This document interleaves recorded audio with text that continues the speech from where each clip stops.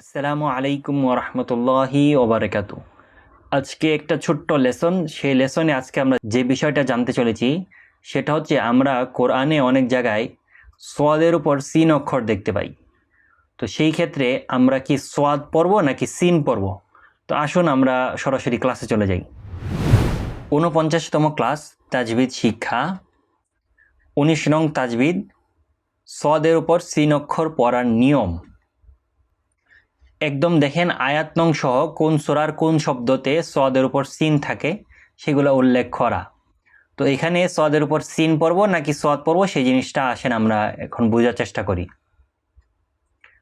তো এখানে পড়া মুখস্থ, এখানে দেখেন কোরআন শরীফে 4 শব্দে সদের উপর সিন অক্ষর পাওয়া যায়। কোরআন শরীফে 4 শব্দে সদের উপর সিন অক্ষর পাওয়া যায়। ইয়াবসুতু বাসতান, ইয়াবসুতু বাসতান সিন ধরে পড়িবে। আল মুসাইতিরুনা বিমুসাইতিরিনে সদ ধরে পড়িবে। এই ছিল আমাদের সংজ্ঞাটা।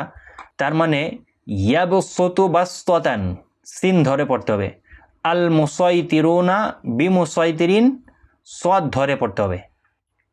তো আসুন কিভাবে।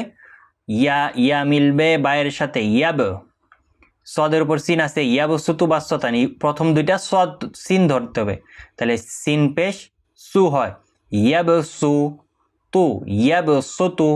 এটা হচ্ছে সূরা বাকারার 245 নং আয়াত। বাস বা মিলবে সিনের সাথে বাস, বাস ত, বাস ত। তা মিলবে নুনের সাথে তান, বাস তান। এই দুইটা ছিল সিন ধরে, এখন পড়ব সদ ধরে। আ মিলবে লামের সাথে আল, মু স মিলবে ইয়ার সাথে সয়, আল মুসয় তি। রু মিলবে ওয়াওয়ের সাথে রু, পেশের বামে ওয়াও সাকিন এক আলিফ টানতে হয়, আল মুসাইতিরু না, আল মুসাইতিরুনা।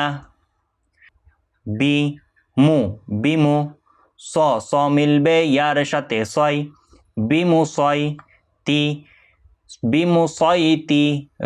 রি মিলবে নুনের সাথে রিন, বিমুসয়তিরিন। এখানে স্পষ্ট বোঝা যাচ্ছে সূরা তোহার 37 নং আয়াতে আমরা সদের জায়গায় যখন সিন থাকবে সেখানে আমরা সদই পড়ব।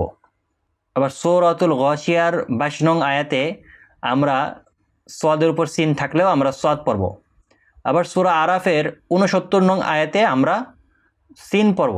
আবার সূরা বাকারার 245 নং আয়াতে আমরা সিন পড়ব। তো এই ছিল আজকের ভিডিও। দেখা হবে পরবর্তী কোনো ভিডিওতে। সেই পর্যন্ত ভালো থাকুন, সুস্থ থাকুন। আল্লাহ হাফেজ।